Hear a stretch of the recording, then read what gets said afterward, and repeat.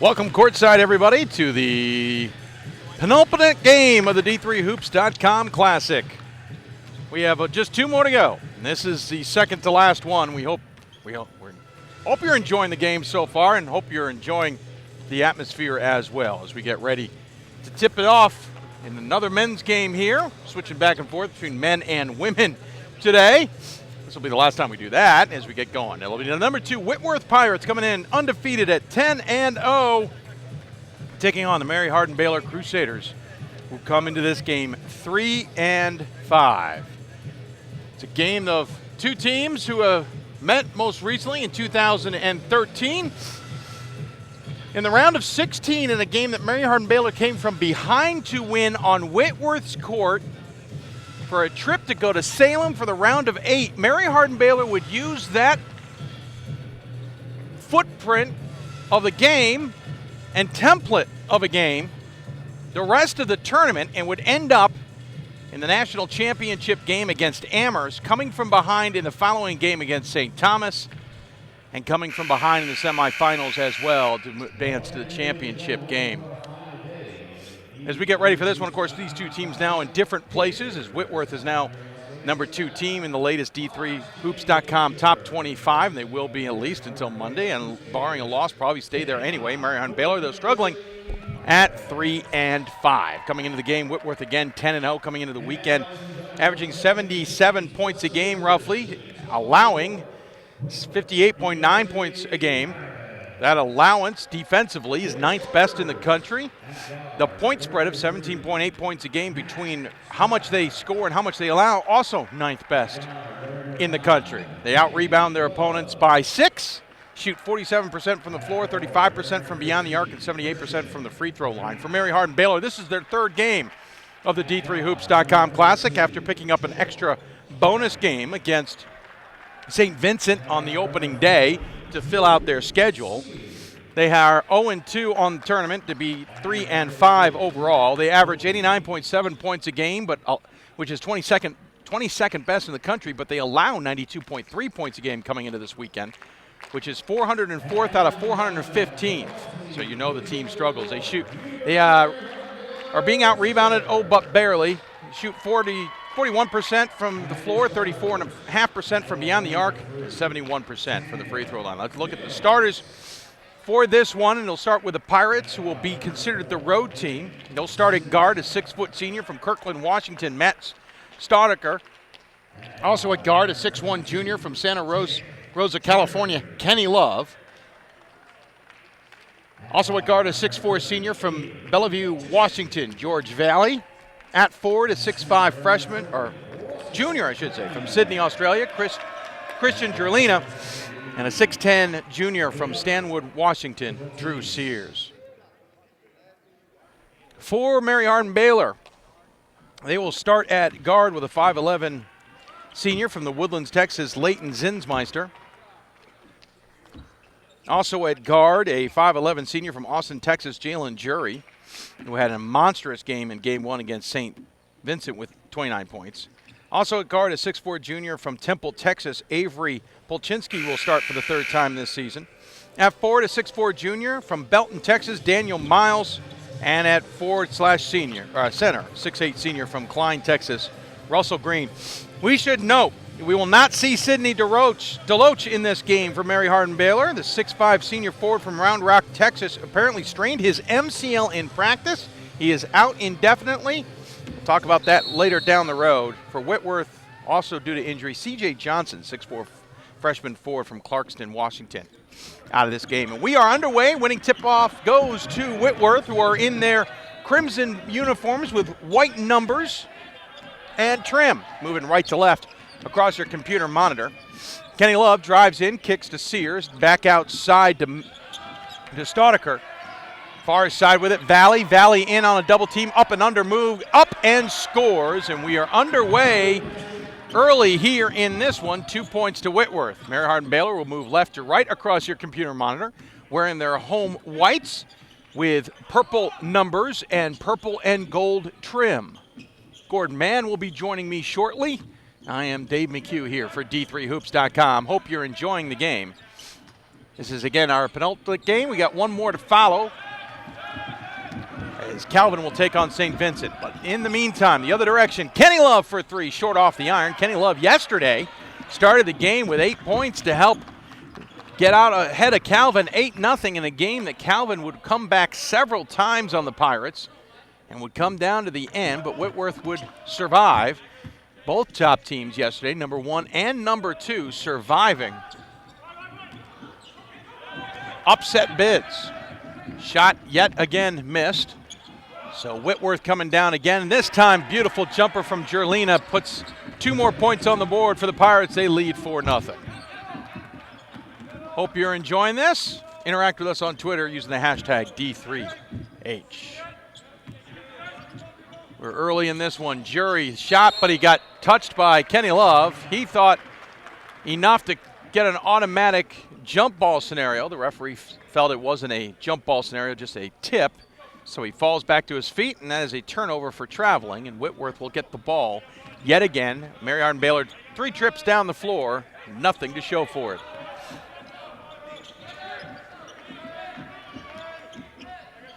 Staudiker with the ball up top to Love, all the way over to Jerlina. Back to Love on the near wing. 2-3 zone from Mary Hardin-Baylor. Swinging around the outside. This is a good shooting team from outside. Whitworth not afraid to take that shot. Kenny Love pump fakes, 2 seconds on the shot clock, so he's forced to take it off front iron. No good. Rebound hauled in by Polchinski, who hasn't played that much in the previous 2 games here at the Classic. Jury has the ball, comes across the top of the key and will bounce pass it inside. Nice feed to Russell Green, and Mary Hardin-Baylor gets their first 2 points of the ball game. Only took him about 2.5 minutes to score. Love with it far side. Top of the key to Valley. Kick off to the far side. They're going to say Valley dragged his pivot foot, so it's a turnover for Whitworth. And coming into the game will be number 22, Derek Isaac. Isaac, a 6-foot junior guard from Cooley City, Washington. Best 3-point shooter on this team coming into the tournament at 44%. He'll give Kenny Love an early break. This is a business trip for Whitworth. Coach Matt Logie saying they're not focused on Vegas, they're focused on the games, knowing they need to prove themselves despite being the number 2 team in the country. As Green goes up and under on Sears, draws the contact, can't make the shot, but at least draws the foul, and Sears will pick up his first, team's first. Green will go to the line here to shoot the free throws. He's the team's best shooter from the floor at 58%, but he's actually a worse free throw shooter coming into the weekend at 54.8%.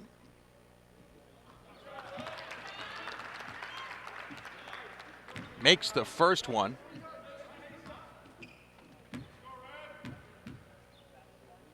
Of course, this weekend he hasn't been that bad from the line as he hits the second one. First game he was 3 for 4, and in the second game he was 3 for 6. So 6 for 10.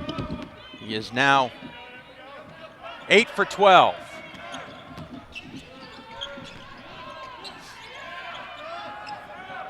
Sears with a shot, sinks it.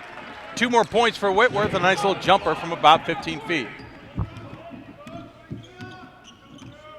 Whitworth the lead, 6-4. Game's been tied once now after 2 free throws.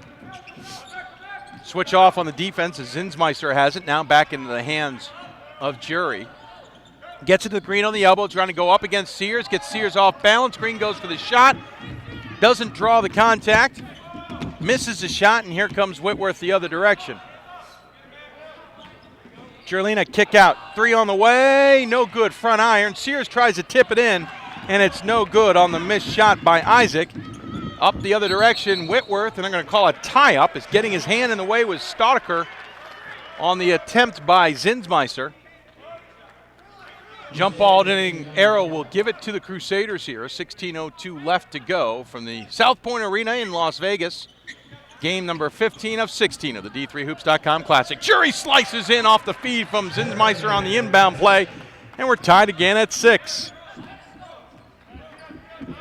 Ken DeWeese, been around basketball a long time. In his 17th season, he's 307 and 139 on his career. 3-pointer from Jerlina is no good. But talking to Coach DeWeese before the game, he loves coming to these kinds of events and being involved in the game. Shot by Jury's missed. Whitworth thought it was there as Jerlina tried to keep his hand off the ball, but even from my angle, it looked like it went off his hand and will remain Crusader possession with a fresh shot clock. Again, if you're just joining us, Sidney DeLoach will not play for the Crusaders. Strained MCL that happened in practice, we would presume yesterday. Not sure which practice it occurred in. Can't see the doctor anytime soon. They're going to have to wait a few days before they see their doctor about it, see what exactly he has, but he's out indefinitely in the meantime. So that's a body inside who averages about 8 points and 8 rebounds a game that they are going to lose. Top of the key. Ball drifts there after the block. Missed shot, though, from Isaac.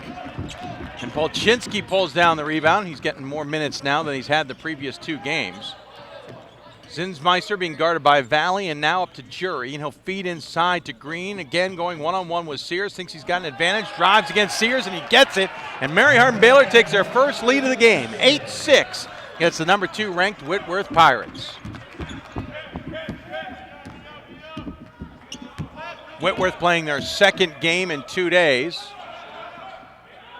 Mary Hardin-Baylor playing their third in 4, and they're going to call Mills, who's checked into the game, for a blocking foul. Mills has struggled all tournament. I shouldn't say checked in the game. He hadn't started the last 2.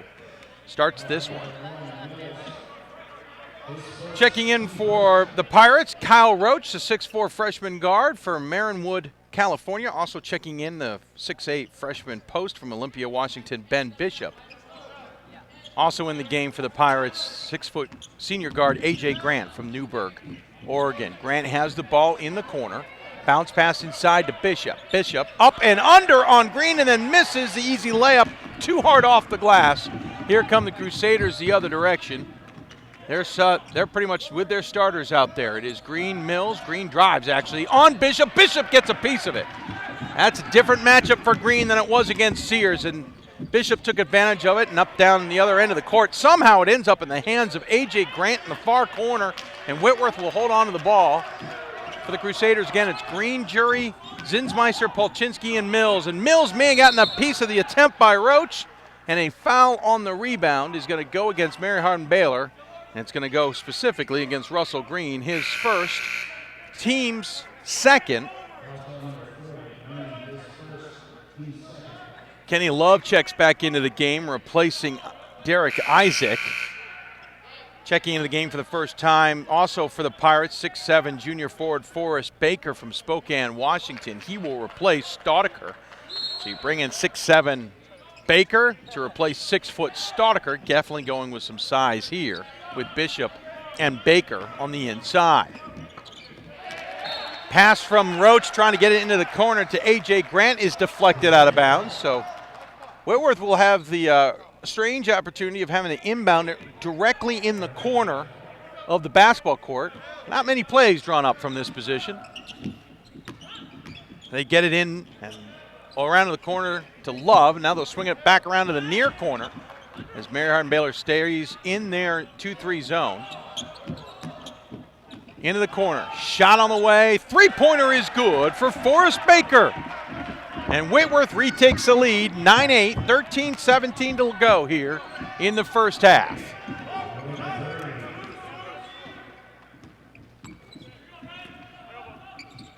Polchinski with the ball, get it up to Mills at the top of the key. Man-to-man defense from the Pirates haven't changed. Green will go one-on-one with Baker. A little bit different, as I said earlier, than Sears. Bishop's a little bit faster.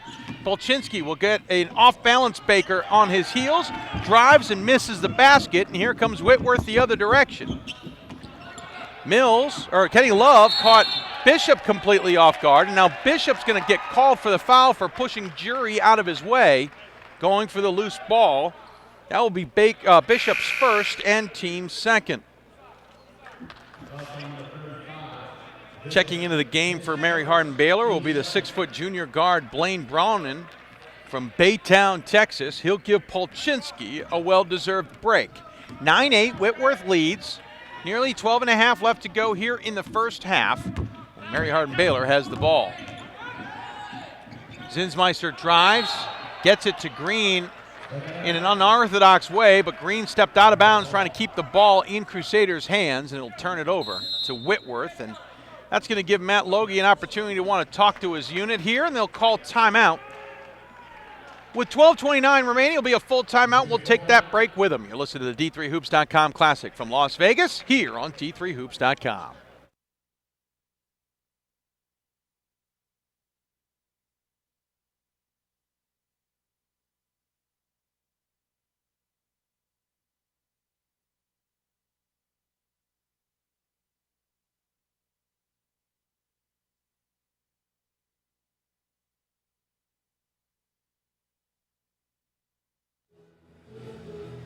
Welcome back to the South Point Arena in Las Vegas as we are in the penultimate game of the D3Hoops.com Classic, 6th annual event. And it's Whitworth and Mary Hardin-Baylor. The Pirates lead the Crusaders 9-8 in men's basketball action. I'm Dave McHugh, joined shortly by Gordon Mann. Quickly looking at the stats, Pirates are shooting 4 for 11 from the floor right now. They're 1 for 5 from outside and have not been to the free throw line. For the Crusaders, they're 3 of 10 from the floor, 0 for 2 from beyond the arc, and 2 for 2 from the free throw line. Both teams have 2 turnovers and are even on the rebounding scale, 7 apiece. And each team has 2 fouls as well, so a pretty even game, to say the least. But with 12:29 left to go here, Mary Hardin-Baylor coughs the ball up and will give it to the Pirates. Bounce pass inside from Love, and Kyle Roach will go to the line after being hammered on the baseline drive. Foul looks like it's going to go against Brannan, who just checked in. It is Brannan, his first foul, and will send, as we mentioned, Roach to the line. Comes into the tournament, or to the weekend, a 90.5% free throw shooter. That's pretty good for most teams. It's only second best on the Pirates when you got a guy named Kenny Love who shoots 93% plus. And Valley will check into the game, as will Sears, who will return to the game, replacing Forrest Baker and Ben Bishop. So it's Sears, Valley, Love, A.J. Grant, and Kyle Roach on the floor for the Pirates. Missed the second free throw, and Jury brings the ball up, trailing 10-8 here. 12:15 left to go in the first. Green drives on Sears, and that's the best thing Green could have seen, was see Sears get back into the game, because he has had a field day early driving on Sears, either getting points or getting fouls called on Sears, ties the game at 10. Valley, three-pointer, no good. Jury, another rebound. Jury changes speed, drives the lane, misses it. Green can't get the rebound. Mills now picks it up, drives in, plows into Valley, and it's going the other way as Valley was parked in the paint. And Mills picks up his first, team's fourth.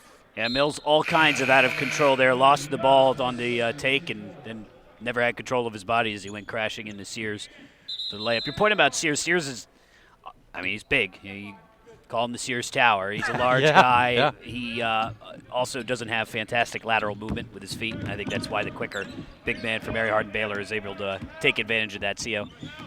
Sears is going to have to get himself in a little better position on defense here. Three-pointer far side is good, and Whitworth gets its first 3 of the game. This one converted by A.J. Grant. Yeah, you probably talked about Grant, if not in this game, then last night. But his third stop in the conference. He started his college career at Whitman, went to George Fox, battled concussions. You remember he was here a couple years ago. He actually had that special headpiece on to protect him. Had a shoulder issue last year, which kept him out, and folks at George Fox just kind of assumed that was it, that he was done. But he had an extra year of eligibility because of the shoulder issue, and so he's given it one more try here, and he's certainly worked his way up in the conference. Yes, he has. Now, and does he have enough eligibility to get through the rest of the teams? I mean, I don't. Rate, not as a player, maybe as a coach. Maybe as a coach. But think about this. This guy was an all-conference point guard. He's definitely savvy. He's definitely veteran. He's definitely gritty. And now he can be your second point guard for Whitworth. Talk about depth. And they're going to get – and speaking of A.J. Grant, he just picked up a foul. He got rid of the ball, but then plowed over the defender in the process. I think it was Lewis who was in there. He's checked into the game. And Grant will now check out after picking up his first foul, and Gerlina will check back in, as will I believe that's Staudacher. Yeah, Staudacher back in the game. Quickly for Mary Hardin-Baylor, we mentioned Lewis into the game for the first time, the 5'8 junior guard, Sean Lewis from Killeen, Texas. Also checking into the game, Austin Stolte, the 6'9 junior center from Thrall, Texas.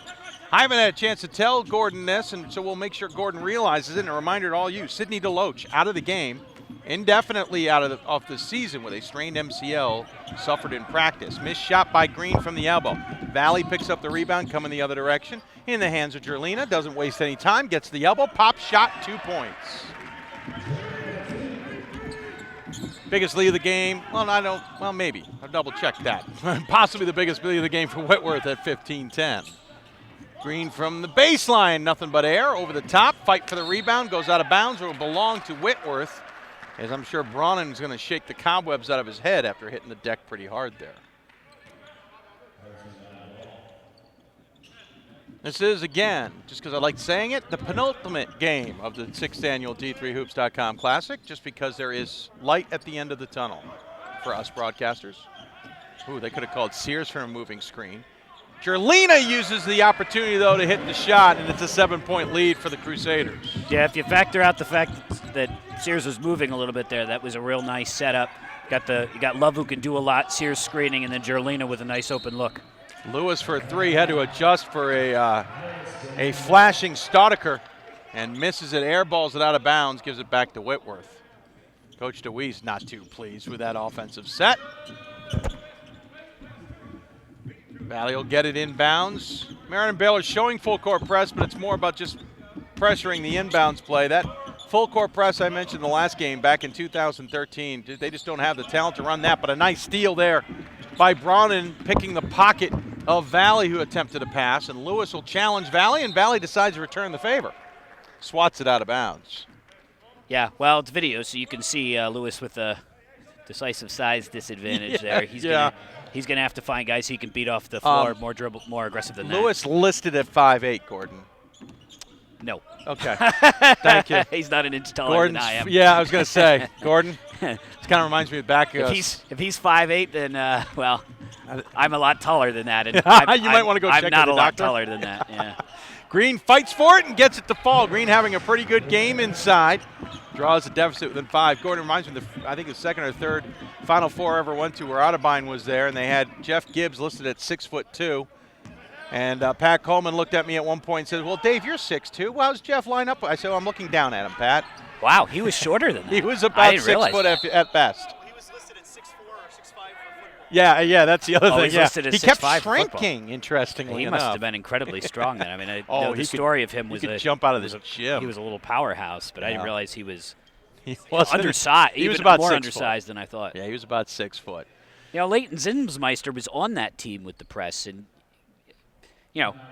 you could sort of get. I'd be curious to get into the thinking of and into his experience. You come on as a youngster, you have this incredible run, unexpected, all the way to the national championship game, the game that's played in Atlanta on an NBA floor. You get all those experiences. And then every year is kind of a little bit of a come down, well, the next year they suffered a number of injuries, including guys who, unfortunately, in car accidents, and it just fell apart on them. They thought, well, most of those guys will come back next year. But it didn't. It kind of didn't materialize last year, and it's developed into kind of a figuring it out process that they're in the middle of now. So the nice thing for Zinsmeister, who has the ball right now, is it's one more chance. Yeah. It's one more chance.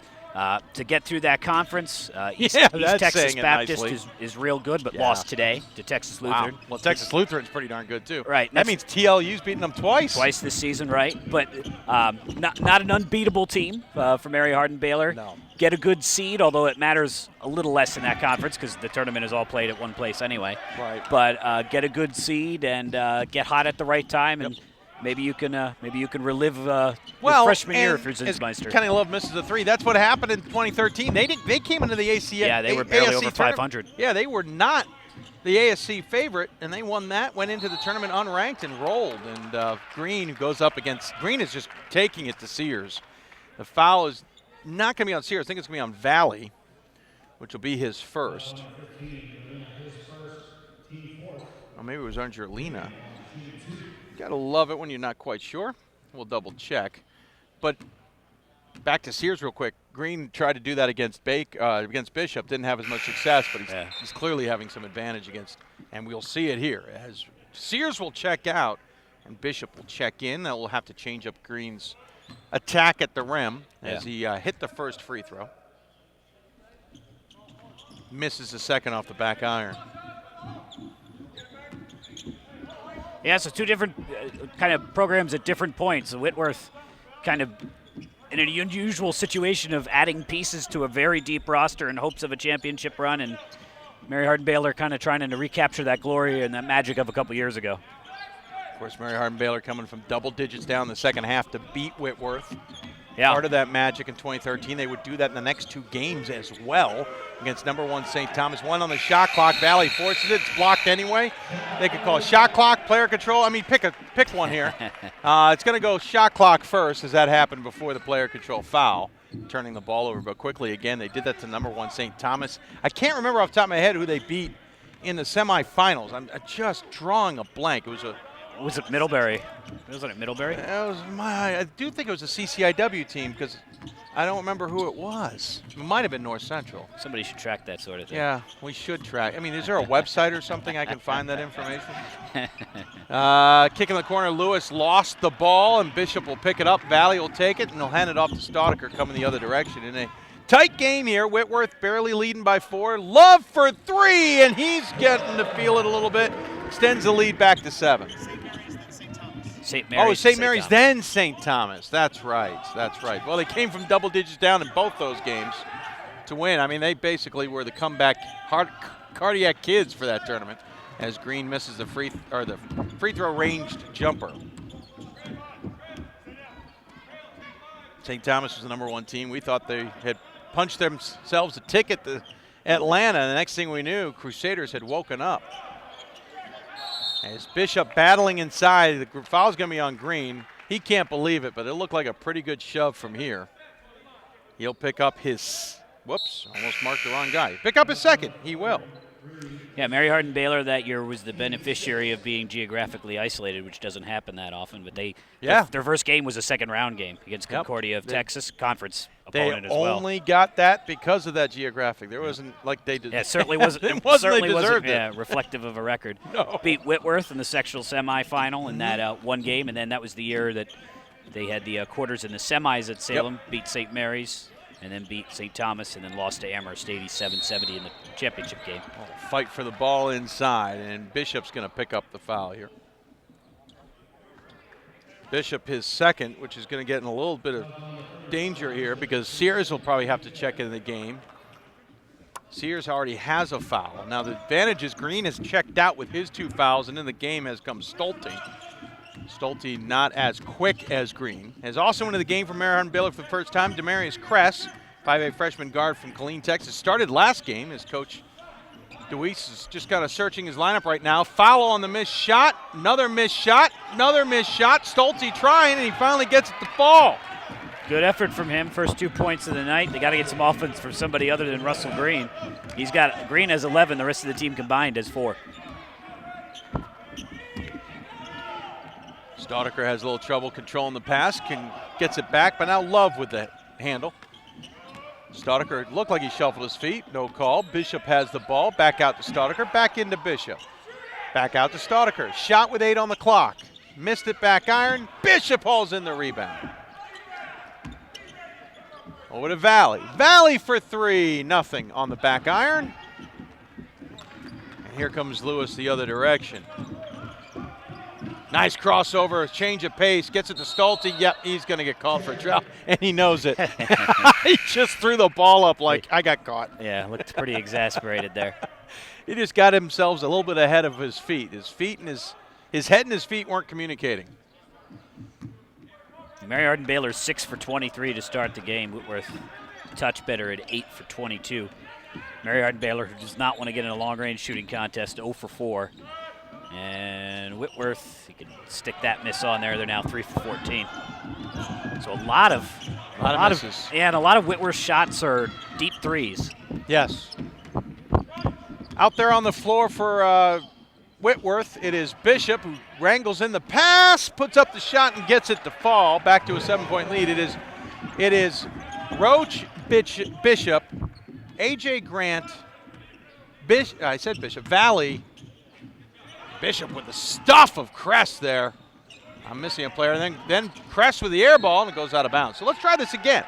Out there on the floor for Whitworth, it is Roach, A.J. Grant is who I was missing, Valley, Derek Isaac, and Ben Bishop. For now, there is a sub at the table.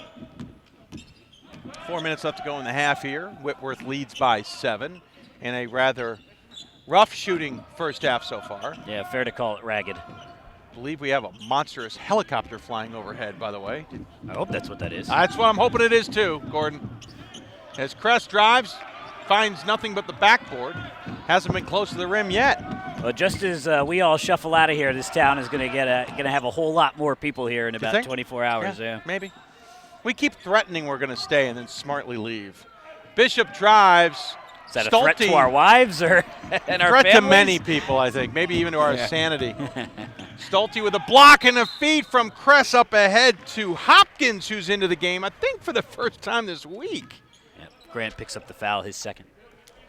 But I totally missed Cole Hopkins checking into the game, the 6'6 junior forward from Italy, Texas. Not your prototypical name. Yeah. The hangover D3 fencing. Yeah, that might be appropriate. I think every once in a while we're like, oh, it'd be cool to sit here and watch the fireworks. And we're like, no, I'd just like to go home. Checking into the game for the first time today, Justin Gamble, the 6'5 junior forward from Flower Mound, Texas. And Zinsmeister also checks back into the game. So I knew there was a Paris, Texas. I didn't know there was an Italy, Texas. Yeah.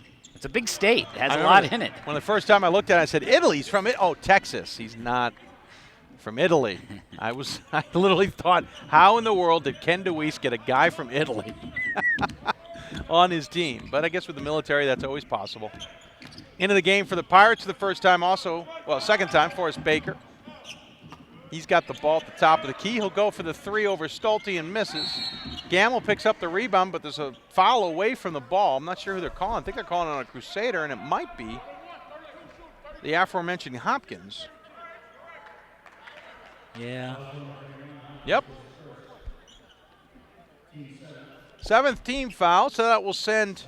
They certainly have some bulk in there. Yeah, they do. Look at Hopkins and Stolte there, straddling the paint there. Send Valley to the line. He has started all 99 of his career games at Whitworth. He's been a mainstay for the Pirates, who were so eager to start the season that they were one of those teams that played at midnight. Now, it was 3 a.m. on the East Coast. I didn't stay up for that. But they were the first team on the West Coast to get a game in. Was it Clark on the East Coast? Clark on the East Coast and Eureka Women in the center of the country. Yes. We had one in each time zone. Oh, there's 4 time zones, Gordon. In the central part of the country. In Division III, they're technically in all 4, because Colorado College is the mountain. But that's all right. I know what you meant. 24-16 the score. Roach picks up the foul. So, let's see. Gamble will go to the line here. 6'5 junior forward. Business management major. He's played in 47 career games so far, all 3 here. As back into the game is Avery Polchinski, who started this one. Polchinski, the best three-point shooting threat for the Crusaders, but hasn't taken that many shots, especially in this game. He hasn't played much this week until today. And the free throw is good. Yeah, 3rd game of the Classic here for Mary Hardin-Baylor. They picked up a bonus game. Yeah. Figured we're going out there, we might as well play it. Well, they needed to fill in their schedule, which is not easy from Texas. That's how East Texas Baptist ends up playing Texas Lutheran twice. And now this week was not a scheduled game. They were at the Texas Tyler tournament. No, I thought that was scheduled because I kind of knew that game was coming. No, you know what? You're right, because Tyler and East Texas Baptist wouldn't want to play each other a 3rd time. Oh, and a swat by Hopkins. Kress up ahead, finds the rim, and then Hopkins tips it back in. Woo! Hopkins with a heavy lifting. Yeah. We said it's ragged, but that's frankly what Mary Hardin-Baylor needs. Oh, they don't mind that at all. They need a physical, ugly, bruising game to hang with Whitworth. Jumper from the corner, no good for Baker. Zinsmeister picks it up. He's got an unsettled situation if he wants it, forces it, puts it up, no good, and A.J. Grant's going to pick up his 3rd foul of the half. He'll be parked for a while.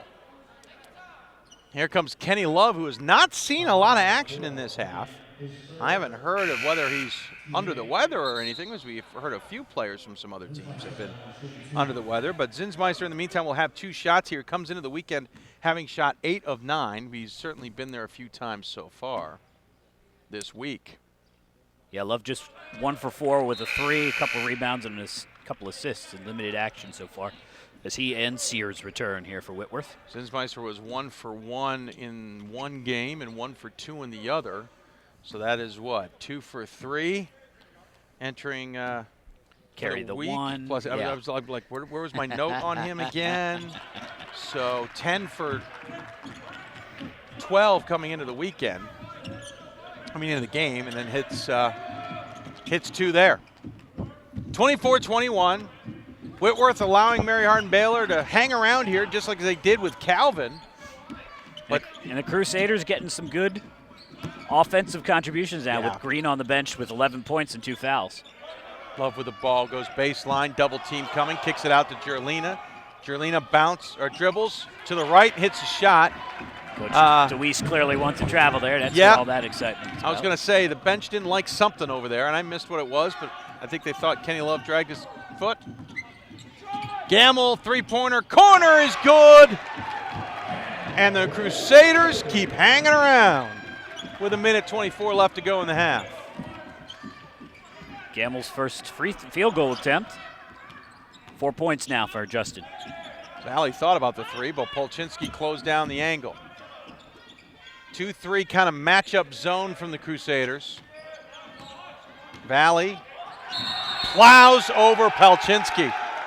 Valley can't believe the call, but he's got to understand he can't lower his shoulder and just back the guy over. Yeah, Polchinski clearly had defensive position there in the paint. And Valley does that a few times. He will try and intimidate through physicality. And that time the refs didn't let him, and picks up his first foul as we cross under a minute here to go in the first half. Crest with the ball. He'll fire it from 24. No good. Skying for the rebound was Kyle Roach. Been a good half, but that's not a good possession there for Mary Hardin-Baylor. You want to do more with it than that, but Crest has got a habit of doing that as well. Nice feed at Sears, and Italy, I say Italy because he's from Italy, Texas, comes over to block it. Sears Tower blocked by the leading tower of by the leading tower of Italy? Nice. That's pretty good. Yeah. Now, I wonder if Sears has to change his name, though, because Sears Tower is what now? Yeah, it's something else. Hopkins picks up his second. You're the Chicago guy. The problem is I'm the Chicago guy who wants to call it Sears. Yeah, Pat, help me out. It's the Willis Tower? Willis Tower. Oh, hold on. Right. There you go. I don't have a. That's right. Oh, your mic got turned off again. That's weird. It's the box that's in his pocket, perhaps? No, it's right here. Oh, okay. There we go. Now Pat's with us. Yeah, the Willis Tower. There, thank you, Pat. As Sears hits 2, it's 28-24. Yeah, I can't handle it being called the Willis Tower. It's weird for me. Gamble has the ball over to Zinsmeister. They're going to set it up. We have about 8.5, 9 seconds between shot and game clock here. So they'll hold it, but Whitworth will still get another possession. Zinsmeister across the double semi-screen. Drives the lane, puts it up. They're going to call player control foul as he plowed over, interestingly enough. I thought he was under the arc. Valley. Yeah. I couldn't see where his feet were. But Zinsmeister picks up his first foul of the half. 14.9 seconds left, no shot clock, and so Whitworth will be able to do whatever they want with the ball, presumably, once they get it inbounds. And they do with Jerlina, and they'll hold for the last shot. Pat Coleman will get the leading head coach here coming up at half, which at this point will be Whitworth. 3 in the corner, no good. Fight for the rebound. Bounces near the out-of-bounds line. Crest fires it from deep, and that was darn close. Hit the iron, and I'll admit we would have had a conversation on whether that counted. Yeah, Demarius Crest with that was quite the shot there, off balance from his chest from the near sideline and nearly hit it. Pat Coleman has Matt Logie for us. All right, thanks a lot, Dave. Yeah, kind of a ragged first half. I expect you have a lot of things to talk about here at the break. Yeah, I mean, I think we've just got to play with more confidence. We missing some shots that are good shots for us, and it's creating a tentative next play. We got to have a short memory on offense, and then defensively, I thought we did a great job. I mean, this team likes to play fast and up and down and held them to 24 points in the first half. We got no problem with that, but we've just got to have a shorter memory offense. Mary Hardin-Baylor, if you scouted them just based on the games they played here, or even the one that since you guys got here, they're throwing some different players out there today. Yeah, I think they're going with some guys that they have confidence in, and they're doing a good job on the defensive end, and that's what's allowed them to stay in it, and we've got to adjust. All right, Coach, thanks a lot. Good luck in the second half. Thanks. Back to Dave. Thank you, Pat. Thank you, Coach Logie. I love to Coach Logie standing there with a cup of water in his hand like he's having a cocktail party. Yeah, who's cooler Just than chatting him? with Pat, I know, seriously. And he goes strutting off the field, off the court. Appropriate song to be playing in the background as well. But at halftime, Whitworth leads Mary Hardin-Baylor 28-24 in a ragged game. That is perfectly the way to say it. We're going to take a break. When we come back, give us time to scarf down a little bit to eat and have a little drink, as we have been working hard. But we will have you stats and more, plus the second half coming up. Again, Whitworth leads Mary Hardin-Baylor 28-24 in the 15th of 16 D3Hoops.com Classic games here from the South Point Arena. We'll be back with second half action coming up.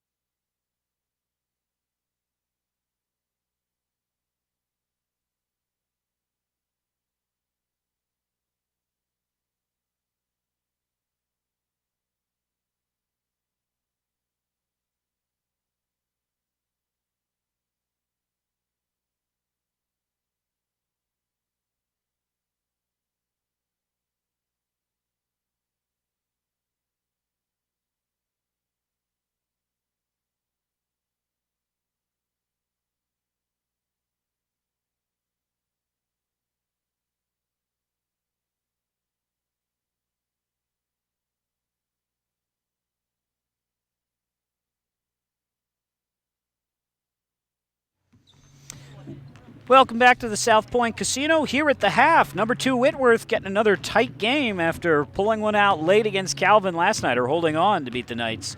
Today they got a 4-point lead on Mary Hardin-Baylor at the break. 28% shooting for the Crusaders, but just 32% for Whitworth, 10 for 31 in that first half. Really struggled from behind the arc, 3 for 17, noteworthy both in terms of the very low percentage, 18%, but also in terms of the fact that they took more than half of their field goal attempts were threes in that first half. They were good from the free throw line, as is usually the case with the Pirates, 5 of 6 for 83%. Mary Hardin-Baylor, we mentioned 28% from the floor. They were 1 of 6 from behind the arc, a late 3 prevented them from having a go-for, and they were or an offer, and they were 7 for 10 from the free throw line in the first half. Russell Green, big early minutes for the Crusaders, sat for the last 6 or so because of foul trouble. He had 11 points, 4 of 9 shooting, 3 of 4 from the floor, 2 rebounds, and 2 fouls in 14 minutes of action. Balanced scoring for Whitworth. Christian Gerlina, hot hand early on, 4 of 7 from the floor. He did miss all of his threes, but he had a rebound and 8 points in 13 minutes. Leading rebounder for the Crusaders, Austin Stolte, he had 4. Leading board man for the Pirates was George Valley. He had 4. As a team, Crusaders out-rebound the Pirates 24-21. Assist to turnover ratio, Crusaders a -4, just 3 assists to 7 turnovers. And the Pirates a -1, 5 assists to 6 turnovers. As Mary Hardin-Baylor led for about a minute early. Whitworth led for most of that first half. They had the Mary Hardin-Baylor with the significant advantage of scoring points in the paint, 12-2. Whitworth with the advantage off the turnovers. And again, the Whitworth Pirates with a 28-24 lead as we get set for the start of the second half. Thank you, Mr. Gordon Mann. Sure. Appreciate the heavy lifting. As we get ready for second half action here, Whitworth will have the ball. They're in their crimson with white numbers. We'll inbound it right in front of us. Valley will do the honors. Gerlina out there as well with Staudiker. Sears into the game, and of course Kenny Love, the starting 5 for Mary Hardin-Baylor. It's their starting 5 as well. Mills, Zinsmeister, Jury, Polchinski, and Green. And they're in their home whites with purple numbers. We got an illegal screen going the other direction. Sears is going to pick up a quick foul number 2. Start things off. Yeah, Sears really struggled to get into the flow of things, was taken advantage of by Russell Green on the defensive end. On the offensive side, he was 1 of 1 with a putback, 2 free throws, 3 rebounds, but just 12 minutes of action in that first frame. So back in action, Sears tries to get the rebound, falls to the floor. Can't believe he wasn't fouled. I think he just got tangled up with a couple other players. Hits the deck, 28-24. Mary Hardin-Baylor, by the way, moving right to left across your monitor. Foul trouble through the first half. A.J. Grant, the only player with 3. The former Bruin, now a reserve guard for the Pirates. Shot on the way, no good. Gerlina hauls in the rebound. Quickly up ahead, Love with the ball. Bounce pass inside to Valley. Valley puts it up and gets it to fall.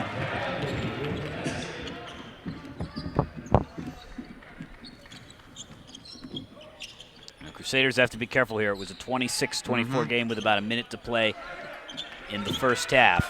Can't let this slip. Yeah, can't let it grow too much here. Jury, who had an amazing game against St. Vincent with 29, didn't have much of an effect last game, and that's the first time he's made an appearance really in this one. Draws the deficit to within 4.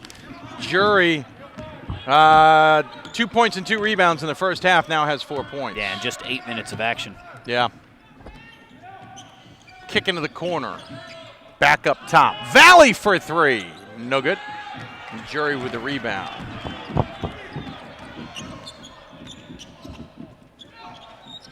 Jury with the shot, no good. Mills puts it up and scores. Well, gave it to the wrong side. Cuts it to within 2.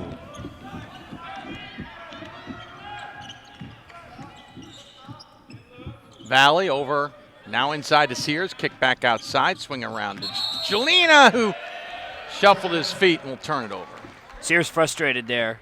He wanted to go screen and roll with Staudiker, and Staudiker just looked away from him, went the other direction. Sears either wanted Staudiker to roll off of his pick and roll to the basket, or once that was clear that wasn't going to happen, Sears was trying to get post position. He's Sears struggling with some of the size of the Mary Hardin-Baylor players right now.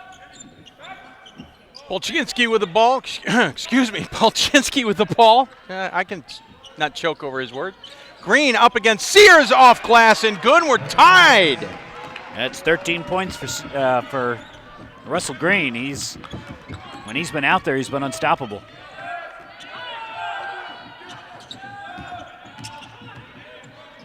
Inside to Valley. Valley outside to Love. Love the shot on the way, buried it. Good shot from Love, and a nice screen from Sears. He came back down there and really did a good job to create, 7-8 feet for Love there on that open three.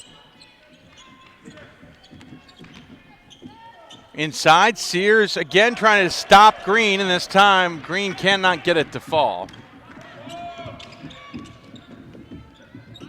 And we continue the other direction. Inside to Sears. Sears up against Green and gets that one to click. After tying the game, Whitworth rattles off 5 points rather quickly. 5-0 here and take a 5 lead. Jury for three, side iron no good. Green fights the rebound, 40 v 40. And Green nearly gets another one to fall against Sears. Jury slides into the camera. That's going to take a bit to fix. We'll just have to give you the time, I think. What is it pointing at, the seats now? I don't know really where it's pointing. I'm going to have to wait till they finish moving things around. By the way, Sears will take a seat and Bishop back into the game. Now I'm just going to wait. No point in fiddling with it until I know it's settled. And a foul away from the ball as Bishop and Green were battling. This one's going to go against Bishop. Bishop will pick up his third. So he comes into the game to relieve Sears, and within seconds picks up a third foul with 16:37 Yeah, left. and I think Coach Logie will let him out there anyway. Oh, I would because agree. he's out there to spell minutes. You're not terribly worried about his foul trouble at this point. That being said, he's about the only one who's been able to stop Green successfully. Right. But you're right. Yeah. I think if you have your druthers, you'd rather have him have some time. Geez, nearly picked he's up lucky a he didn't fourth. get his fourth right there. Yeah, Oh, was all kinds of hand check. I think they felt Green maybe dribbled into or moved himself into it, but who knows? Block's now going to get called on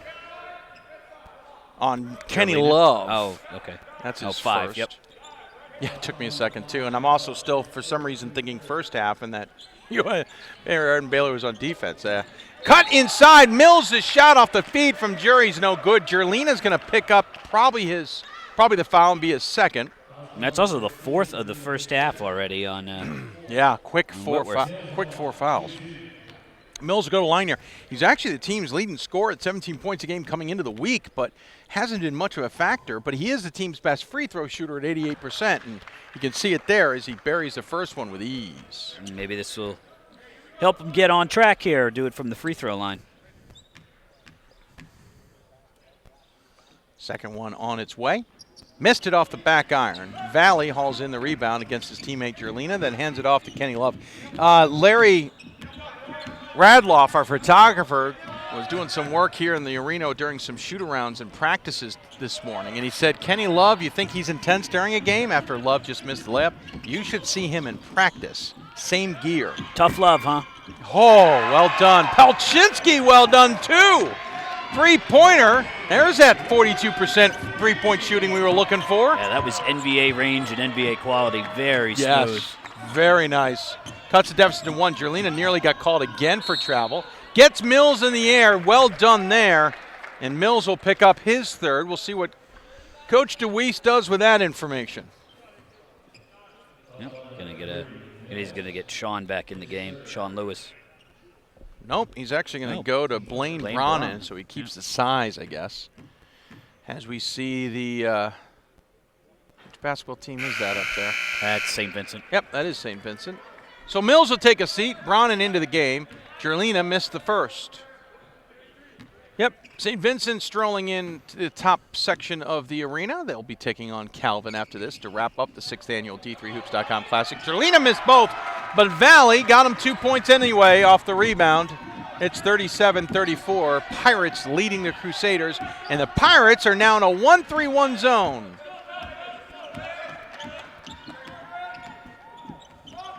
Makes a lot of sense with Mary Hardin-Baylor. Or maybe it's more of a matchup zone. Well, that was tricky.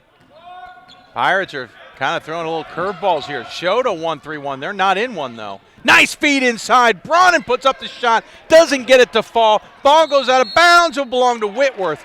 But, oh, no. Wait. Yes, Whitworth. But a heck of a feed from Jury there. Yeah, whatever they were in, it left two guys wide open underneath the rim. It did do that. Bronin needs to dish that there. He dishes it off. That's, if not a slam dunk, an easy 2 points for his big man. Yep, you're absolutely right.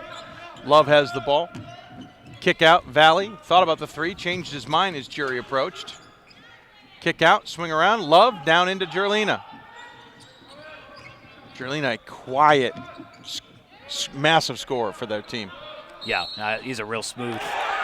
Or he could do that and not be quiet at all. He has a real smooth stroke, is what I was about to say as he fired that up. Shot putted that one. 14:40 left to go. Whitworth back to a 5-point lead. They have led by as many as 8. That coming with about 3 minutes left to go in the first. Mary Hardin-Baylor has led by as many as 2 about 5 minutes into the game. We haven't had that many lead changes, just twice and 4 ties as Jerlina completes the 4-point play to make the lead 6 here. Valley will take a seat and into the game. First time this half will be Kyle Roach, the 6'4" freshman guard from Marion Wood. California. See, this is why it looks like a 1-3-1, is it sets up, and then they rotate out of it. And a pass inside is errant to Bronin. Bishop gets it. Very effective that time. They got Russell Green, who needs to be playing much closer to the basket, stuck on the baseline. Yeah, forced for Green to do the inbound, or the entry pass. Jerlina hangs but misses. Bronin picks up the rebound. Hands off to Zinsmeister, who will come up the court. This will keep Whitworth from getting into that look, being off-settled situation. They're in a zone of some kind, but I'm not reading it quite right. Green, spin move on Bishop, reverse layup, and he hits. Wow, he's got some great post moves this game. Yeah, he's getting everything to fall, too. All the tough angles, all the tough shots that even quality Division III forwards will shoot, 50 or 60%. They're shooting a much higher percentage now. We're going the other way on the legal screen, probably going on Jerlina. It is. That'll be his third. Probably will get Matt Logie to give him a break, but first coming back into the game for the Pirates for the first time this half is Derek Isaac.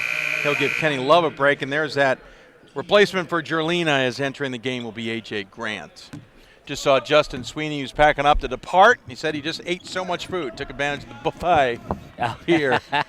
Took advantage of the buffet here at South Point. Now you're going to come to a casino. It makes sense to He'll take advantage of the buffet, especially when you got a coupon for it. There you go.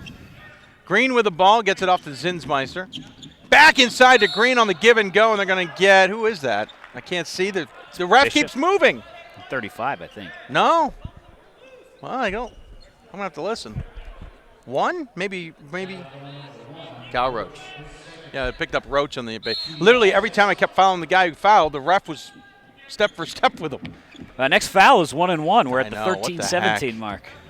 I don't – see, that's why I don't mind the women's rules where they reset the fouls on the quarters. Oh, nice. Zinsmeister changes gears and gets the layup. Cuts the deficit to 2. That was a nice change of pace. That was very nicely done. So Whitworth once again has a battle on their hands against a team that on paper they should beat easily. 3-pointer on the way, no good from Grant. Easy rebound for Green, who beats Bishop for it. Jury's going to slice and dice, throw up a prayer, doesn't get it to fall. Ball is loose and hauled in. Zinsmeister threatened a 3, throws it to Palczynski instead. He'll drive in. He kicks to Green. Green puts it up, gets it to fall, and he's fouled. Ties the ball game and the first chance to take the lead since the 14-minute mark of the first half. Yeah, that's 4 fouls now on Bishop, and now he will sit. You're less concerned about his foul trouble than Sears. You don't want him fouling out with 10 minutes to play. Agreed, because then you got nothing to do. You've got nothing, and you've got a guy who's been struggling with the physical size of Mary Hardin-Baylor, who's going to have to play, the final 10 minutes of straight of regulation. Yeah. So Bishop out, Sears does come into the game, and that might just feed Green even more as Green gives Mary Hardin-Baylor its first lead since the 14:06 mark, I believe, of the first half. Can't even find it. I had it there. No. It's a 130. I'll find it eventually. Nonetheless, they've got a lead. 14-26, you were right. Thank you. Whitworth with the ball. Roach in possession, spin move off glass and good. Nice finish. Wow. I didn't see that coming from Roach. No. I don't think the defense expected that from Roach either. Kick out, Jury has the ball. Whitworth now in a man-to-man. Now they got Green on George Valley. Yeah, this. And George, Valley's going to get the foul? Valley should. He should because he hooked him. He hooked him. He had him in a locked-in armbar there. I know he's looking for. He wants it the other way. He's looking for fouls because he's, a little man in a bad spot. But that's a takedown. And he's coming to the ref and he's saying, hey, what? And the ref's like, yeah, you got his arms tangled, but then you're the one who kind of spun under him and brought him down. Refs tonight, Anthony Lewis, Curtis Williams, and Ryan Johnson. Valley might want to try and argue for that foul, but Green was in position. He had him hooked, and then he's the one who kind of spun that brought Green's arm over his back. Yeah. As Green hits the first one, ties the game yet again. I think that's absolutely the right call, despite both players aren't hooking each other's arms. Mary Hardin-Baylor retakes the lead, 43-42, 11:51 left to go. Valley's that kind of scrapper, though. That's the kind of game he plays. He doesn't mind being physical. It just depends on whether the refs will allow him to play the game. Kick into the corner, up to Valley on the wing. Three-pointer on the way, no good. Beautifully set up. Zinsmeister looked to try and get the Green over the top, but just not enough room. Green just gave Sears a shove, and Valley just gave it right back. Well, see, now they're trying to keep – it's interesting. Valley is matched up with Green. They're trying to keep Sears away from Green, both because of his frustration and because of the strength advantage. So now they effectively have a strong shooting guard covering a center. And they have Sears guarding Hopkins, but because of the give and go, it left Hopkins open up top of the key, and he just buried a three. And DeWeese will take that all day. Absolutely. If he can have Hopkins play front to the basket, which is what he's a little more comfortable with, 15 feet out, despite his size, you're going to draw Sears, who's the biggest, the really only true low post player that they have on the floor right now. You're going to draw him away from the rim, and you're going to force Valley basically to do the bulk of the rebounding. You've got Jerlina on the bench, who's got the size over Roach and Grant. So you're playing smaller than you need to here because of the way the defense is aligned. But that credit goes to Russell Green because of his force of will and his strength. He's forced them out of the defensive rotation I'm sure they'd like to have. Hopkins now 1 for 2 on the season from beyond the arc. Perfect time to be to hit one. And of course, Matt Logie and his staff called timeout, not surprisingly, to talk to their team about what's going on here and make adjustments accordingly. We're trying to fix the clock. I know it's a little askew. We had the broadcast position where it sits get crashed into. So we will get that fixed momentarily. Just bear with us.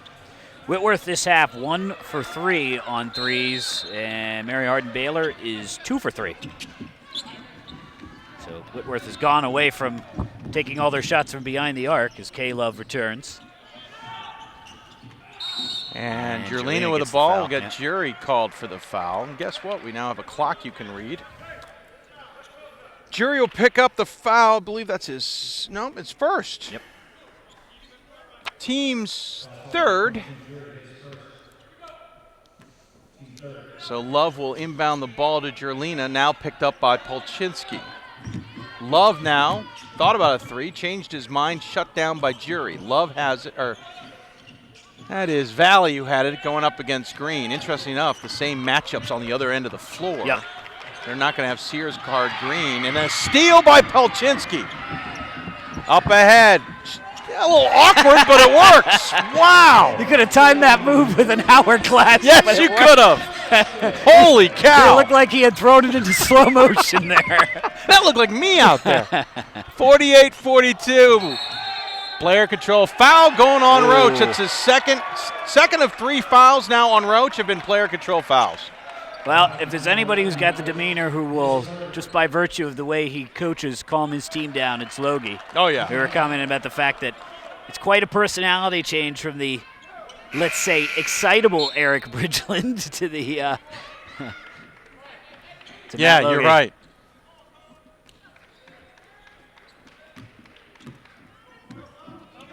I think Mary Hardin-Baylor is going to force our hand here.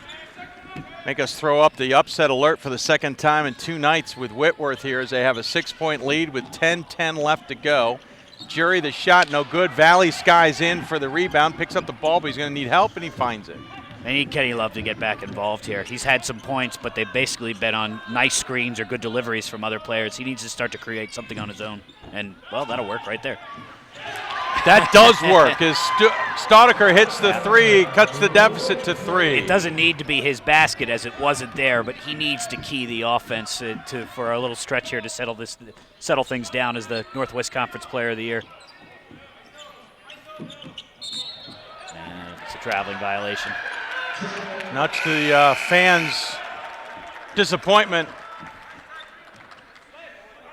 9:36 left. It will go back in Whitworth's favor. Green having a conversation with the official with a chuckle, so I think Green ultimately agreed. Calvin now checking it out from the left-hand baseline. Their teams emerged from the locker room to watch this game. Remember, Calvin nearly took them to the limit. It did take him to the limit yesterday.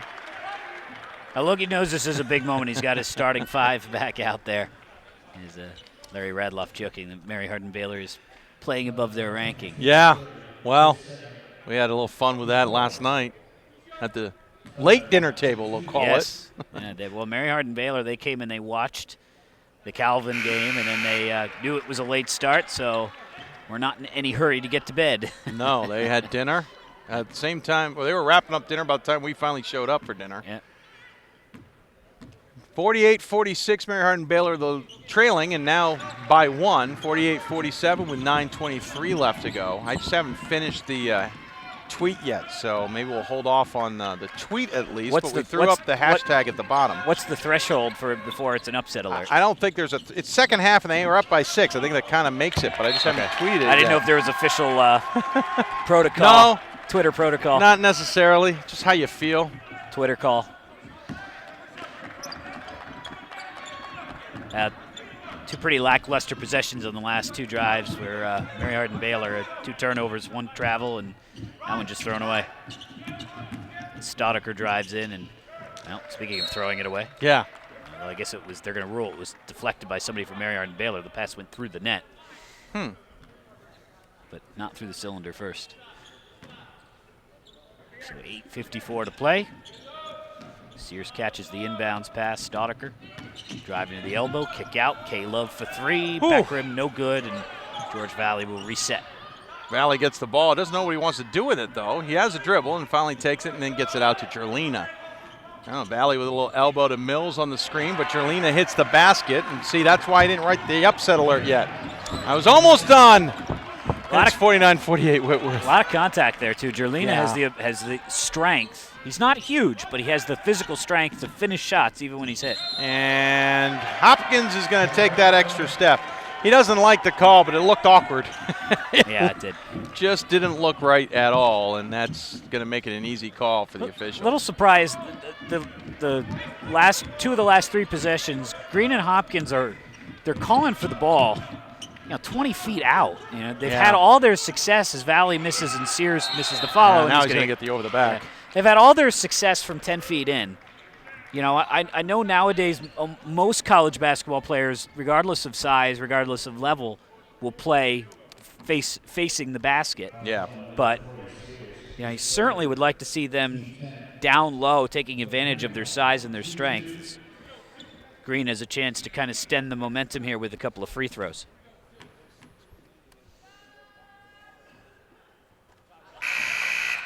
Hits the first one rather smoothly and reties the game at 49. Gamble into the game for the first time this half, and out of the game goes Hopkins. Gamble comes in 6'5" junior, replaces the 6'6" junior in Hopkins. And of course, I don't have the weights because I don't feel like keeping track of that anymore, but Hopkins is definitely a bigger man than Gamble, and Mary Hardin-Baylor retakes the lead. 50-49. Whitworth, though, does have the ball as we are under the 8-minute mark here in this game.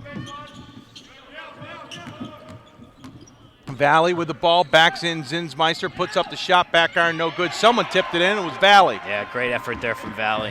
Appreciate all the things he can do for this team with the way he plays. He plays much taller than he actually is. Whitworth retakes the lead.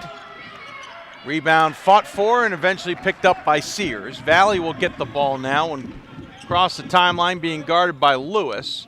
Hands off to Jerlina, who's being guarded by Mills. Sears wants him to set up on the other side.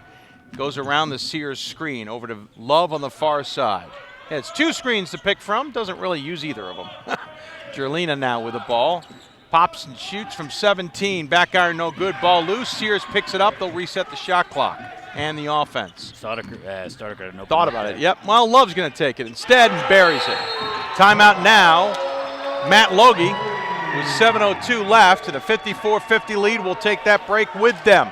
Whitworth leads 54-50, but Mary Hardin-Baylor is threatening. That's why we've got the upset alert hashtag on the bottom of the screen. We'll be back with more from the South Point Arena after this.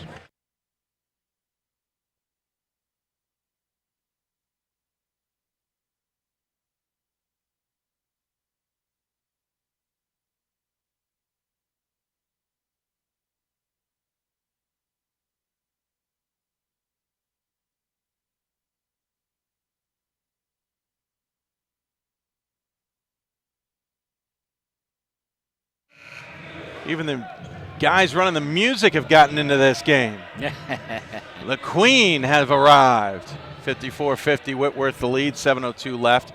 They have 3 timeouts left, committed 10 fouls, so Mary Hardin-Baylor's shooting double bonus the rest of the way for a team that shoots 71%. Mary Hardin-Baylor's committed 4 fouls and have 5 timeouts remaining. Coach DeWeese likes to hold on to his timeouts. It's Polchinski, Zinsmeister, Gamble, Mills, and Green on the floor for the Crusaders. Gamble with the ball and back to Zinsmeister. It's Staudiker. Excuse me. Valley. Well, hold on. Green goes up against Sears. Ball just barely grabs the rim, I'm pretty sure. Yeah, missed everything through the net, or off the net, but not through the rim. And then nice rebound there from Jerlina. So Jerlina, Love, Staudiker, Valley, and Sears. And Jerlina, hesitation in the air, missed the shot. Gamble kind of forced him into a reevaluation of his decision. And Gamble hauls down the rebound. Zinsmeister, he's going to pop for 3, buries it! 54-53, Whitworth the lead as Calvin's team is going to head back into the locker room after taking in a few minutes of this one.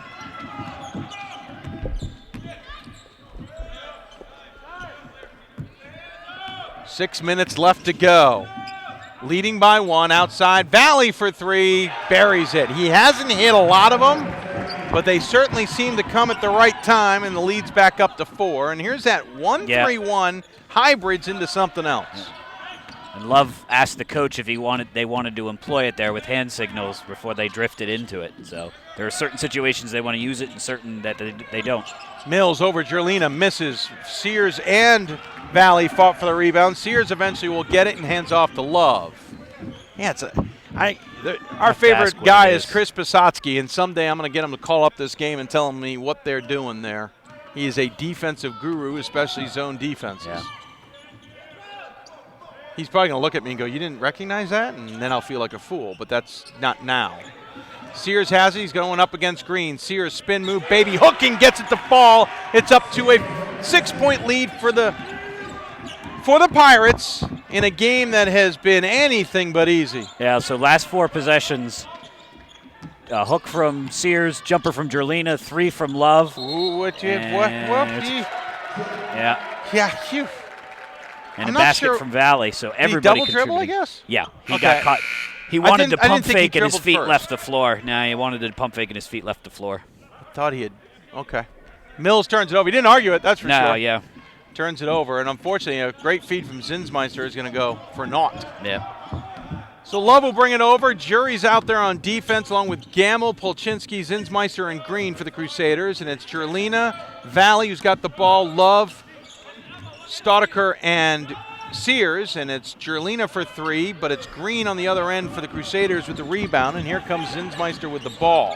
Palczynski, NBA range, Yikes. way off. He nailed that one earlier from about that spot. That one was pushed. Crusaders need a stop in the basket here. This gets to Yeah, I agree with this you. gets to 3 possessions with 3 minutes to play. I don't like their chances. Neither do I. And of course, they're playing without Sidney DeLoach. 8.8 rebound guy as Valley misses it. Strained his MCL, at least strained his MCL is the early prognosis in practice. And he's out indefinitely. Palczynski's pushing too much and get called for the travel. Lost control of the ball. Coach DeWeese pointing out where some of the open players were on the floor. As checking back into the game will come Austin Stolte and Demarius Kress, and taking a seat for a little bit, you suspect, will be Russell I'm Green surprised. and Palczynski. I'm surprised that Green went and just Logie like that, yeah. recognized smart. He recognizes this is a chance to get Sears a break and get Bishop out there, who's got 4 fouls, but now you don't care if he But fouls not out. again, and not against Stolte. Right. I mean, Bishop's going to have to be smart, Yes. but with 3:48 left, you at least can give him a Sears a Stolte's break. really adding, I mean, no offense, but he's really adding something at just one end of the floor. He's Right, not an absolutely. offensive weapon. Absolutely. Love has the ball in the corner. Spin move away from the Bishop screen to Jerlina for 3 in the corner, sails it long. Jury picks up the rebound. Up ahead to Zinsmeister. Uses the Stolte screen. Will drive in, feed to Stolte, reverse layup, gets touched maybe from behind by Bishop. Can't tell, but he missed the layup nonetheless. Missed opportunity yet again for the Crusaders. Might have to remove that upset alert tag. It was so fun while it lasted. 3:05 left to go in this one. Outside to Love. He hits that, it's gone.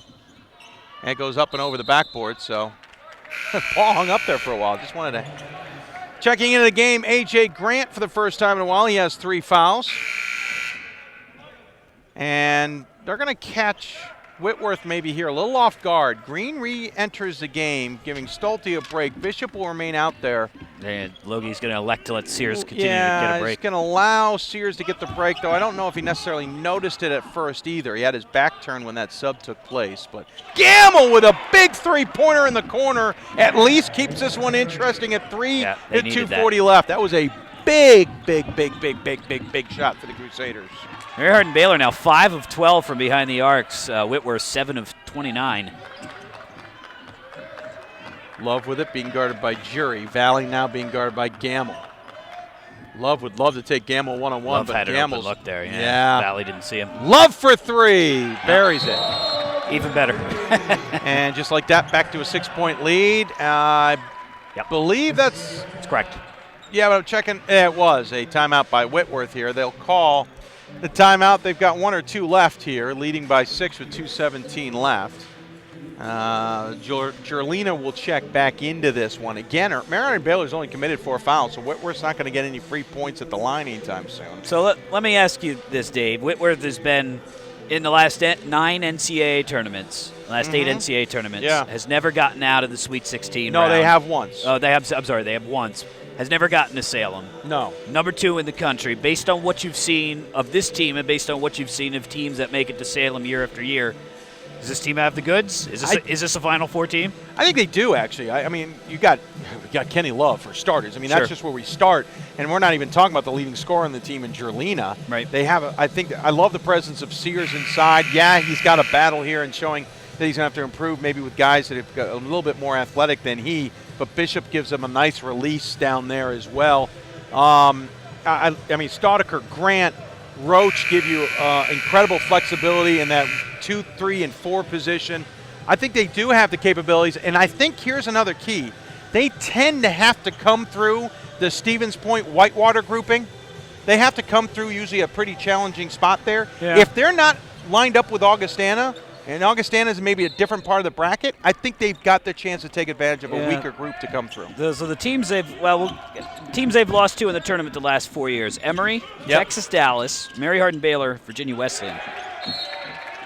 Before that, Worcester, Eastern Mennonite, and Puget And Sound. most of them, some of them on the road at those places. Yeah, almost all of those are on the road. only loss was at home. Well, they lost to It's Emory Mary in the second Hardin-Baylor. round, and they lost to Oh, no, Emory on the second round might not have been at their place, but Mary Hardin-Baylor was at their place. Yeah, Emory last week was in Georgia. Right, was in Georgia. So they've always had to go somewhere far away, too. Yep. Tip for the ball. Of course, they'd have to go so far away to get to Salem as well. And Sears will be fouled by Green here. Green will pick up his third, and the chances of winning this are slipping away. No, I think they've got the goods. What's scary about them is they don't have just one weapon. They don't have just two weapons. They've got 3 or 4 solid weapons. I don't see the Final Four teams.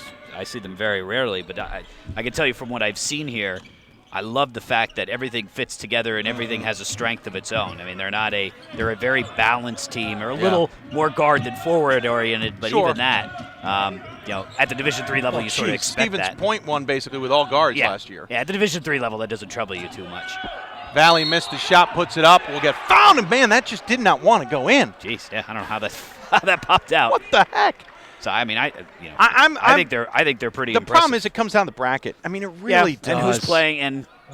If they're in Augustana's bracket, they're in trouble. And as balanced as they are, knock on wood, cross your fingers, whatever you want. Imagine this team with, Love out or Jerlina out or Valley out. Absolutely. They're suddenly very much closer back to the rest of the back. I think I've got them number 2 on my ballot as long as they are number 2 as well. And I'll freely admit, you watch these 2 games and you get a little nervous, like, oh, are they really number 2? But there's a lot of parity nowadays. And these are tough games to win. I was going to say, it's not like Calvin's a bad team. Yeah, after a break against quality programs in true neutrals court fashion. I mean, absolutely. Unless this was played on the moon, this couldn't have been more neutral for them, and they've handled it well. Mills drives in against a double team, puts it up. They're going to call Sears or Valley. I can't tell who. They can't believe the call. The problem is the guys are moving. If they just stood their ground, I don't think there's a call there. Pretty sure this is going on Sears. Will be his 4th. Just waiting for the official to. Yep, his 4th. And, they don't like it. Mills forced the issue. If the guys just kind of remain planted, that's not a call. But shuffled their feet. But, listen, I know there's certainly detractors out there because they don't see them getting past the Sweet 16 all that often. They've only gotten the Elite 8 once, as we mentioned. Yeah. If you look at those teams that you mentioned who they've lost to, if you look at who those teams lost to in the very next round, a lot of them recently have been either the defending champs or the teams that lost to the champs. Yeah. Whitewater and Stevens Point have been in their bracket very often. There's a timeout called here by Coach DeWeese with 84 seconds left, trailing by 5. I think they've got a very good chance this year. And the scary part is Valley is a senior, but Sears is a junior. Jerlina is a junior. Love is a junior. Wow. They will lose Staudiker and Grant, but you got Roach, Baker, Isaac, Bishop, all coming back, plus guys who actually get some playing time who aren't available. C.J. Johnson, a freshman who's injured today. Ikao Naughtonson Nyaku, I hope I said his name right, a sophomore who had played 8 games coming into this one. Luke Atherton, a freshman who had 4 games coming in. They've got talent behind this group. I think, too, you look at a program that's been to the NCAA tournament 8 years in a row or 9 years in a row. Yeah, something like that, 9 out of 10. You worry a lot less about who they lose. Not in terms of them being a threat to go to Salem every single year. But being a contender. Yeah, this team isn't sinking out of the NWC playoff picture anytime soon. And one of those years you mentioned they lost, they were actually the number 1 team in the country. Right. So they get plenty of respect. And, they've got to prove themselves. But how about this? Matt Logie took over a program after being an associate head coach at his alma mater, Lehigh. He comes there and takes over a program. He's never won less than 23 and never lost more than 6 in a season. Yeah, he's a great coach, and I know he'll be. There's the NCAA maintains the list of coaches with the winningest records, and he needed 1 more year. He didn't need any wins. He needed 1 more year to qualify, and he's going to be at the top of that list over everybody else. He comes in at 85.8%, and that's incredible. He's going to have 2 more wins added to that, which is going to tick him over 86%. Yeah, this season, however it finishes, is not going to take his winning percentage down any, I don't think. Mills will pick up his 4th. And by the way, we should point out, he took over an incredible program, but he's in his 5th season, so now it's his recruit. This is his. It's his program. These are his accomplishments. They're not the built on the shoulders of anybody else. 109-18 coming in. Now he'll most likely, barring, it's still 5 points here with 64 seconds left, but could be 111-18 here. He was 8 seasons at Lehigh. He's the 10th leading scorer and 2-time MVP at Lehigh. He was an assistant and then associate head coach before taking this job. Talking about a change of pace. Yeah. You go from Lehigh out to the great Northwest and the state of Washington. Although if you're looking for a Patriot League equivalent, or if you're looking for a Division III, if you're looking for a Division I equivalent of the better sure. Division III schools, the Patriot League is a good place to look. Absolutely. Well, that's why a lot of D3s end up there, and Pat has something to add. Oh, and I would just remind it that Logie has family ties and absolutely. coaching ties in the Northwest as well. Absolutely. Yeah, I mean, for him it's a no-brainer to be sure, but, just an interesting dynamic.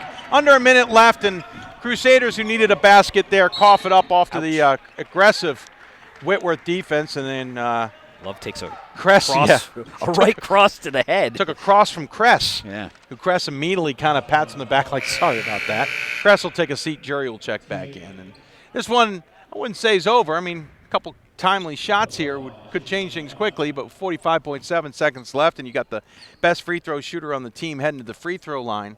He didn't qualify for the NCAA's top list of free throw shooters based on, I don't know why. Sorry, folks, on the scoreboard. We have the wrong score. I apologize. 66-58 is the right score. He doesn't qualify because apparently coming in he was averaging less than 2.5 made free throws a game. He is definitely over that category after this one. He had, I think, 12 or 13 made in the last game, and he'll jump up in that category as Mills misses the three. 66-58 here. Another three from Green in the corner is missed, and it's picked up by Love, who will be hog-tied by Polchinski. So we'll walk all the way down the end of the court, where Love will get a chance to add to his free throw making skills so that he can jump into that NCAA ranking. An interesting day of basketball. We got one more game left, and we should point out. Wow, St. Vincent tries to go 5-0 at the D3 Hoops Classic between men's and women's teams. Calvin coming up here in men's basketball action, and their women apparently lost 79-70 today. Yeah, they're at Capital. That's a tough matchup for them. The Capital, a good team, not ranked, but has been ranked. Had been ranked, yeah. Yep. They were the preseason favorites in a pretty deep Ohio Athletic Conference. Women's basketball is going to have to go through Capital, only because they'll be hosting the Final Four. Calvin, right. They'll be hosting the Final Four this year before the championship goes on to Indianapolis. They'll have to go through Columbus, whether Capital will be there or not. Will be another question. That's right, exactly. They may be watching. 20 seconds left, 10-point lead. Whitworth's biggest of the game, to give you an idea of how much Crusaders have made. The Pirates earned this one. Calling off the Dogs with 10 seconds left. Whitworth will improve to 11-0, and they are for real despite two big challenges here at the D3Hoops.com Classic. Mary Hardin-Baylor will fall to 3-6, go a tough 0-3 here at the D3Hoops.com Classic, but that's a Mary Hardin-Baylor team that is still kind of developing under Coach DeWeese, and they'll still be a factor in the ASC as well. There's no reason to believe that they won't be very competitive in that conference. Again, East Texas Baptist is the pride as the cream of the crop this year. It looks as Logie, his staff, and his players are now applauding and thanking the family members and fans and friends who made the trip from Spokane, Washington to Whitworth. Sears comes over. Team headbutt. He gets a little slap of 5 to the SID Steve Flegel, and then our crowd mic picked up the grunt, and then another little 5 there with the radio guy Castle. That's just something that they do here, I guess, because he's done that now 2 games in a row. But hey, well done by these two teams. Yep. And by the way, I want to thank the referees because they got us back on schedule. We have 22 minutes between games. That's well done. If I can, as one who's been at the Hoopsville Classic who can't get the refs to pick up the pace of the game to save my darn life, I am very appreciative of the officials here. But let's go through stats. I've got them somewhere here, folks. Bear with us. Running multiple computers. This gets interesting sometimes. Pirates finished with 68 points on 23 of 60 shooting, 38.3%. They were 8 for 30 from beyond the arc. You'll know they'll want to work on that at 26.7%. but a solid 14 of 19 from the free throw line at 73.7%. Mary Hardin-Baylor was 19 of 59 from the floor at 32.2%. Certainly left a lot of points to be desired on the backboard. 5 of 14 from beyond the arc at 35.7%, and 5 for 19 from the free throw line, 78.9%. Crusaders turned it over 15 times, the Pirates 11 times. Points off turnovers, Pirates 14, Crusaders 10. Crusaders actually out-rebounded the Pirates 44-39. Pirates had 12 assists, the Crusaders 6. Bench points, pretty even. Crusaders 15, Pirates 11. Second chance points, Pirates 17, Crusaders 10. Points in the paint, Crusaders 22, Pirates 12. That was certainly an interesting factor in this one. Apparently no fast break points, which that doesn't overly surprise me. Yeah, that seems about right. All the turnovers. There wasn't a lot of fast breaks. All the turnovers were in the front court, basically. Yeah. For the Pirates, they were led with 15 points apiece by Kenny Love and Christian Gerlina. Love on 4 of 10 shooting, 4 for 9 from beyond the arc, which meant he took 1 shot from inside the arc. 3 for 4 from the free throw line. Gerlina was 6 of 14, 0 for 5 from beyond the arc, 3 for 5 from the free throw line. 14 points for George Valley on 5 of 12 shooting, 1 for 5 from beyond the arc, and 3 for 4 from the free throw line. He also led the team with 11 rebounds for the double-double. 8 points for Drew Sears, 5 points for Matt Staudiker, 3 points each for Kyle Roach, A.J. Grant, and Forrest Baker, 2 points for Ben Bishop, and Derek Isaac was 0 for 5 from the floor. Russell Green led the way for the Mary Hardin-Baylor Crusaders with 22 points and 7 of 16 shooting and 8 of 9 from the free throw line. Also led the team with 8 rebounds. Leighton Zinsmeister and Justin Gamble was 7 each. Cole Hopkins was 6, 5 points each for Daniel Mills and Avery Polchinski. 4 points for Jalen Jury, 2 points for Austin Stolte. Blaine Bronin, Demarius Kress, and Sean Lewis all played, but they all went a total of 0 for 10 from the floor. Gordon, before we let you go, your thoughts on those two teams, especially maybe Whitworth as they close out the D3 Hoops less than 24 hours after they started it. Yeah, they quick appearance, but a successful one for Whitworth. 2-0 as usual. You know, they've been here a handful of times. Keep lining them up against good teams, and they keep knocking them down. I think this is a balanced team. Again, we were talking during the game. I don't see a lot of the Final Four teams with where I am and how I break off with the women's coverage most of the way through the tournament, but they strike me as a very balanced team. With them, it's really almost you hate to discount or discredit anything that happens here or happens over the next 2 months, because Division III basketball is not just about winning a national championship. But for their program or where they are, it's all about 2 days in the middle of March. Yeah, it's all about the Sweet 16, assuming you get there to Sweet 16 in the Elite Eight. It is. If you don't get there, it's still a great program. It's a very good team, but it's hard to distinguish them from the other very good teams that they've had for several years now. He is Gordon Mann. I'm Dave McHugh. We will be back with the last game of the D3Hoops.com Classic. It will be the Bearcats of St. Vincent playing their 3rd game of the tournament, taking on the Knights of Calvin. Will be taking on their 2nd and final game. It is the final of 16 games here at the D3Hoops.com Classic, and it's coming up. We'll be back on the air in about 15 minutes. In the meantime, you go get a bite to eat and a drink. We'll do the same. We'll meet you back here for the final game. Thank you for tuning in. This has been the 6th annual D3Hoops.com Classic from South Point Arena in Las Vegas here on D3Hoops.com. Number 2, Whitworth over Mary Hardin-Baylor, 68-58 in a game that was much closer. Whitworth stays undefeated and goes home to get into Northwest Conference play. Back with more D3Hoops.com action after this.